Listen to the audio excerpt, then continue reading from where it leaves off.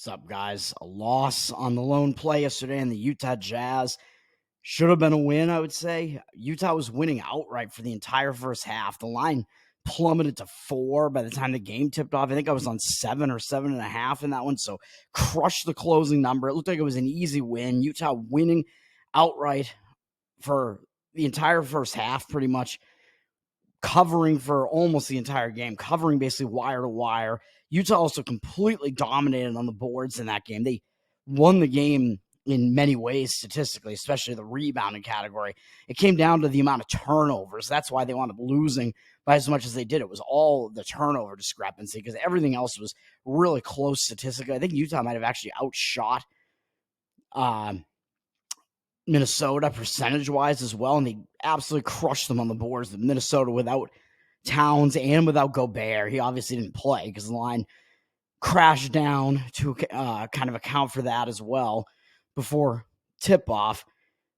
Looked like Utah was going to at least still cover. They had been covering the whole game. I don't think they were ever not covering until the final minutes of the game when they finally failed to cover. That's kind of a brutal loss. Move on to today.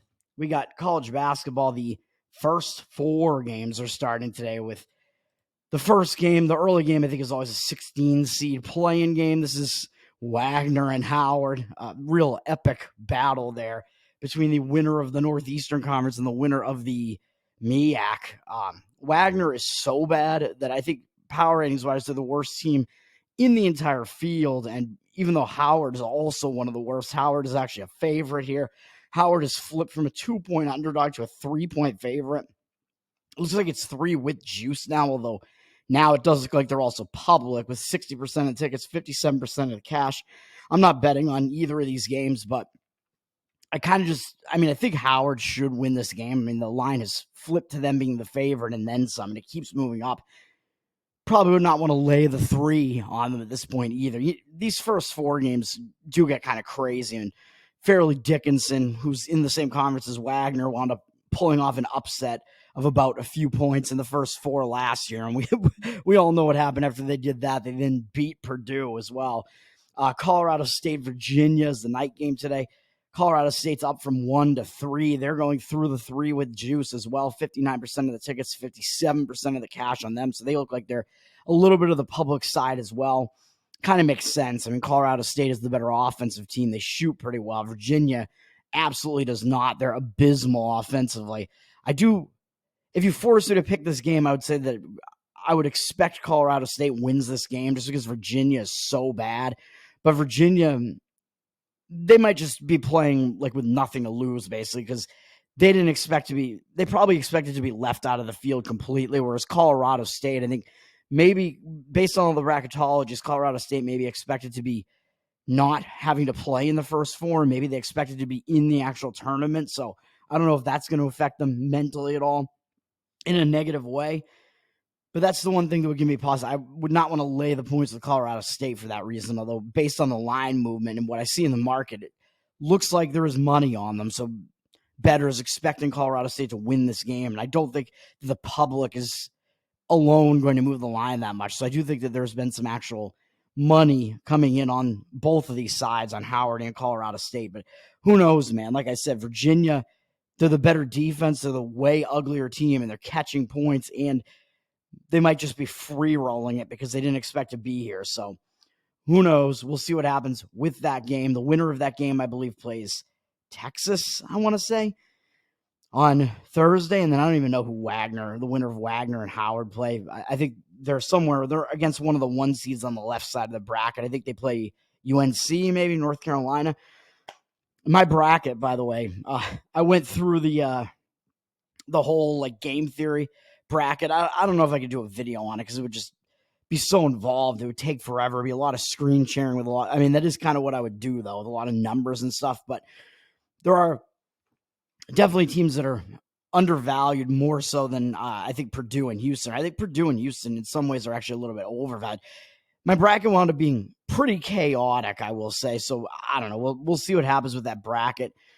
Who knows?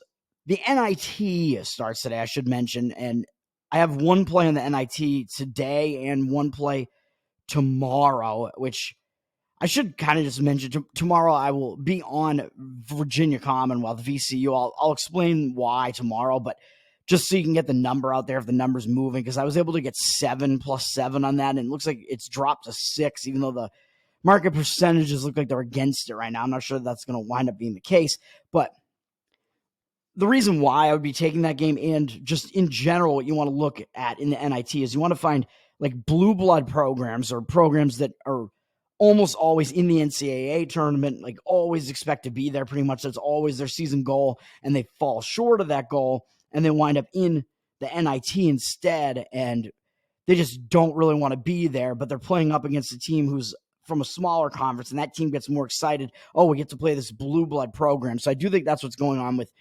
Villanova against VCU tomorrow. So Villanova, I mean, they were on the bubble. They probably, when it came down to it, they probably didn't actually expect to get into the tournament, but it's a disappointing season for them because metrics-wise, they're pretty good. I mean, they play in the Big East. They had some pretty big wins this year, some decent games. They fell short, and I mean, this is a Villanova program that won 2 titles in the last less than a decade. In the last, I think, like 8 years or so, they won the championship twice. I think they did miss the NCAA tournament last year as well, but they're out of the NCAA tournament. They fell way short of their goals, and I just don't know how excited they're going to be for playing in the NIT there. Whereas VCU, I mean, I think VCU, they're more the team that's going to have like nothing to lose, or they're like free rolling it basically, because they didn't even expect to be as close as they were, even though, yeah, they lost the A10 title game. But before they got there, I don't even think they expected to be anywhere close to being a tournament team. And I think they're still going to be excited to get to play a big name program like Villanova. So I would expect VCU to have more motivation. And Villanova, I mean, their offense is not capable. I should have talked. I said I was going to talk about this tomorrow, but whatever. Villanova, their offense is just not really capable of covering like huge numbers like this. They play one of the slowest paces in the country. They're better defensively than offensively. So a spot where you want to go against Villanova would be a spot where they're laying a lot of points. And they're also playing another team that plays slow and plays pretty good defensively, and that's VCU. They play a pretty tenacious defense, tenacious D. This is a tribute. VCU. So I think the spot sets up nicely to play VCU as a big underdog in that one. Maybe I'll repeat myself in tomorrow's video. The one play I have in the NIT today, there are some weird matchups, and it's unfortunate that a lot of the like better programs and programs that like just missed out of the tournament stuff, a lot of them declined invites to the NIT. So they're disappointed, but you can't even go against them because they just refuse to even play, which kind of doesn't make any sense. Like St. John's is one of those teams.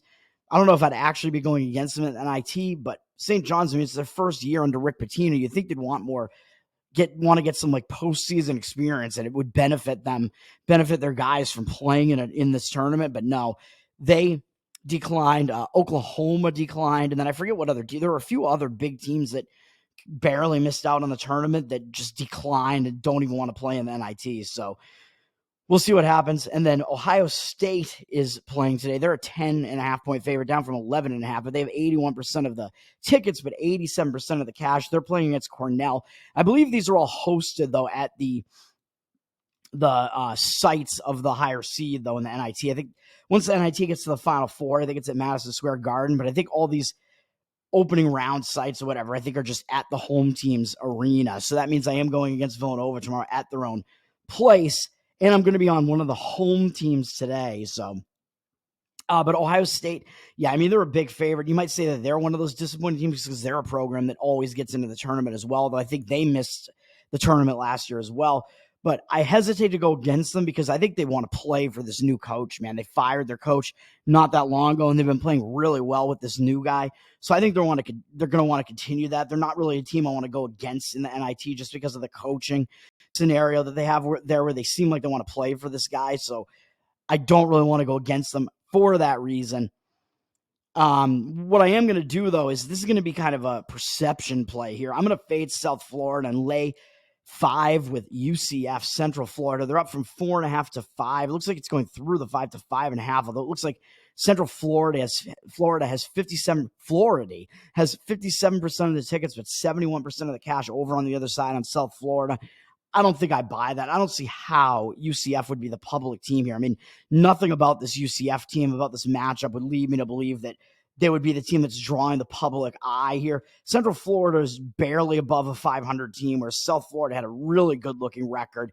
And like everybody had South Florida in their bracketologies, but that was because they were the one seed in the American Athletic. I've been saying how overrated they were for a while, and they just ran off that series of tons and tons of wins in a row. And it looked like they might actually wind up making the tournament, although, like I told you, they had to win the conference tournament there to actually get into the tournament, and that, of course, wound up not happening. They wound up falling short. But I think South Florida is going to be the more disappointed team coming into this, just because they saw their names in all these bracketologies. They did have a really good season from kind of out of nowhere, but once it came down to it, they expected to be in the tournament, man. Maybe not once they lost in their conference tournament, but they were seeing their names in all the bracketologies, and now I think they might be a bit of a disappointed team, but I think they're also just an overvalued team just because their record looks so good, and they looked so good this year and looked way better than they actually are. They're really not a good team, man. KenPom, both offensively and defensively, has them in like the 80s and 90s. He has them like barely cracking the top 90 in his rankings, whereas he has Central Florida ranked much higher than that. I think actually maybe like in the 50s. And he has Central Florida 15th in defense. So that's one thing I like. You have South Florida just kind of a middling team across the board. And he has South Florida as the 7th luckiest team in college basketball. He has Central Florida down near the bottom in luck. I think he has them sub 300 in luck. So one of the least lucky teams in college basketball, and he has them ranked very good defensively at 15th. So even though I think the public is going to want South Florida, the team that kept winning a bunch of games and has a way better record and maybe has the better offense here, but Central Florida has a defense that's so much better. Their defensive unit is the best unit on the court, man. Like South Florida is just like kind of below mediocre as far as these teams are concerned. Maybe not in the general. Maybe not when taking into account all of Division I, but they're not very good either offensively or defensively. At least Central Florida is very good defensively, even though they're not as good offensively. But I think the public's going to look at this and think this looks like a gift, man. I'm getting a barely above 500 team laying 5.5 points here to a team that had a way better record than South Florida, that was in all the bracketologies and whatever. Like, that's got to be value, right? So I think that the public, if they look at this game, they're going to perceive value on South Florida. They're getting a ton of points, even though they're on the road with like the way better record. Of course, they're not going that far. They're playing in their home state, but still, I like Central Florida here. And these teams are actually in, and Central Florida didn't expect to be in the tournament, obviously. Like South Florida was being mentioned in all the bracketology. Central Florida didn't even like sniff a tournament bid. They had no, like, they didn't expect to really do any. This is their first season in the Big 12. I don't think they expected to do that much this year, but they did okay, and they're in the NIT, and they get to face a South Florida team that really made waves. So they might even consider South Florida to be a bigger brother in the state of Florida here, which they kind of are. I mean, that's kind of been the way it's been. Like, South Florida's kind of a little bit of the bigger program out of these two. So even though Central Florida's had better seasons than they have in some seasons recently, this year, not really one of them. So Central Florida might have that little brother aspect of it too, where they want to beat the big brother here. They're the team that might be more excited to be here, more focused, whereas South Florida might be disappointed that they did not get into the tournament because they were being mentioned in all the bracketologies all over the place, and they probably kind of thought that they were going to be there for a long stretch of time there. So, yeah, I like Central Florida. And then kind of the icing on the cake here is that these two teams were in the same conference last year. Central Florida was in the American Athletic. They moved to the Big 12 this year. And in their last year in the American Athletic, South Florida swept them, the home and home, I believe. They played each other once on each other's floor, and South Florida won both of those games, which was actually revenge because Central Florida knocked South Florida out of the conference tournament the year before that after they'd split the season series 1-1, I believe, with each home team winning. Last year, South Florida beat Central Florida both times, so I don't know if Central Florida is going to remember that a little bit, and maybe that'll be a little bit of extra motivation there, a little bit of double revenge because South Florida kind of booted Central Florida in the ass on their way out of the AAC going to the Big 12 there. South Florida gave them kind of a rude goodbye there. So maybe that'll be a little bit of extra motivation. I like Central Florida -5. Moving to the NBA, I do have one play. And this play, It doesn't seem as strong as the others. I don't love it. I will also mention the Nuggets are up from 4 to 7.5 against the T-Wolves in the big game tonight. Nuggets at T-Wolves, but obviously the Nuggets are only that much of a favorite on the road because we're expecting the T-Wolves to still have these injury issues. Towns is obviously not going to be back, but it looks like based on this number, Gobert is probably expected to still not be back either. And I think it's factoring in the fact that the T-Wolves played last night in elevation and now they're coming back home. So the T-Wolves are also on a back-to-back, but all that being said, I don't want to lay 7.5 with the Nuggets on the road either. And the T-Wolves, I don't think they're really going to overlook a Denver Nuggets team. It's just a matter of how tired are they going to be, and with all these players they're missing, are they going to just run out of gas? I don't know. 70% of the tickets are on the Nuggets, with 51% of the casual are on the other side on the T-Wolves. So I don't know what to think about that.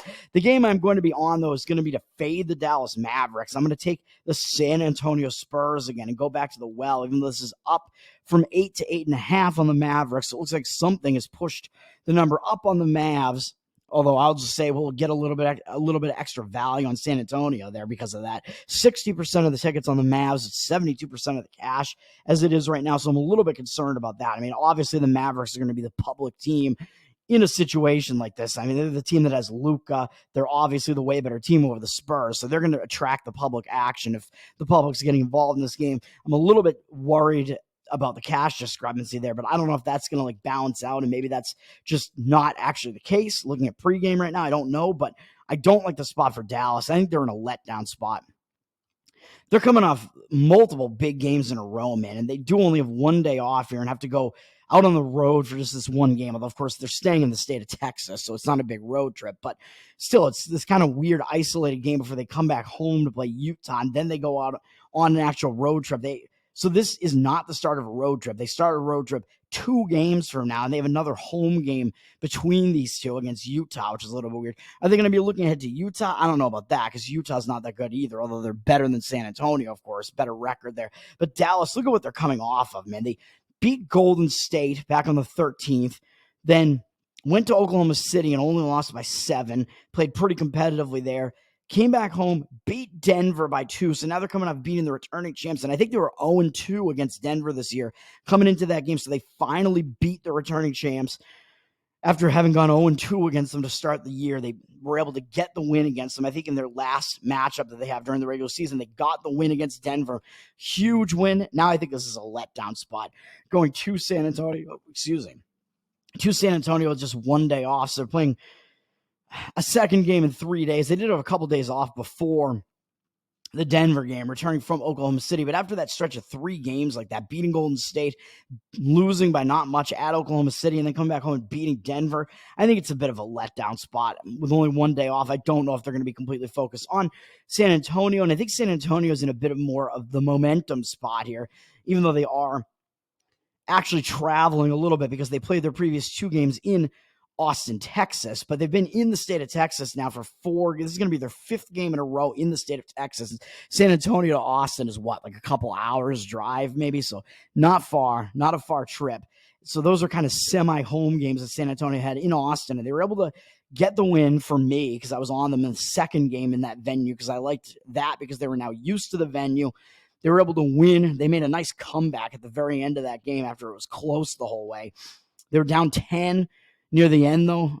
Didn't fall apart. They came back, pushed the game into overtime, won the game, and I think it's going to be a little bit of momentum because it's not really totally impressive to beat Brooklyn. I think that's just going to help them. They're going to carry that momentum with them into the next game where it's almost like they kind of just won at home and they're almost like staying at home here. So I like that. I think they're going to have momentum and they get to face one of their bigger brothers in the state of Texas. I think at this point, San Antonio considers themselves to be the littlest brother in the state of Texas. Dallas, of course, the Texas team that is significantly above the other 2 right now. So I think the game means more to San Antonio. Dallas is coming off a big win over Denver. San Antonio is probably going to be focused on this game. They also have one day off. Both teams do. But San Antonio's travel spot, I think, is a little bit better, although both teams are staying in the state of Texas here. For this one trip, at least. San Antonio and Dallas have been like kind of going weird, like between home and away for a little while, even though the away game was only to Oklahoma, but still a little bit weird, kind of zigzagging around, where San Antonio is kind of just staying in the state of Texas. I like the momentum spot. I think this game is going to be more to San Antonio playing one of the bigger teams in Texas Even though, yes, they're coming off an overtime game in the last game, I don't think they're going to be like completely out of gas or anything because of that. Getting a generous helping of points here. I like San Antonio plus 8.5, so we'll do that. And then over in the NHL, we do have some teams that are in bad spots, but I just don't really want to get involved in them because I don't want to get involved in games where you're just dealing with like a huge money line price. Like Nashville, I would say, is in a bad spot. They're returning home from a road trip out to the Pacific Coast and whatever. But do I really want to jump in on that game and play San Jose? Not really, although on that game, Nashville's such a huge money line favorite, minus 390. Now that you'd take San Antonio on one of the puck lines or something to cover like a spread, essentially, that would be the way to play that one if you're going to get involved in that one. But Nashville is definitely not in a good spot, I would say, on that return home. I think Tampa Bay and Vegas is an interesting game, but it's kind of unfortunate because both teams are not in good spots. Tampa just beat the Flyers, the Rangers, and went on the road and beat Florida. So they're coming off 3 huge wins in a row where they scored a ton. This Tampa team could score a lot. They scored 18 goals in those 3 games, all against good teams, won all of them. And now they have to go out to Vegas. So it really does not look like a good spot to me for Tampa going into Vegas. But then you look at Vegas, they're not in a good spot really either, particularly. Well, I don't know. They're coming up just to win over the Devils. So I don't know. I actually do lean to Vegas there. I think the spot's worse for Tampa there. Tampa looks like they're getting the public action, but Vegas looks like they've ticked down on the number a little bit. So I don't know. I don't like Tampa in that one. I am actually kind of tempted to play Vegas. I was looking at it. I was like, Vegas is in a bad spot. But now I'm looking at it and I'm like, maybe they're actually not. Yeah, like they don't really have that much left on the horizon. Like they're staying at home here.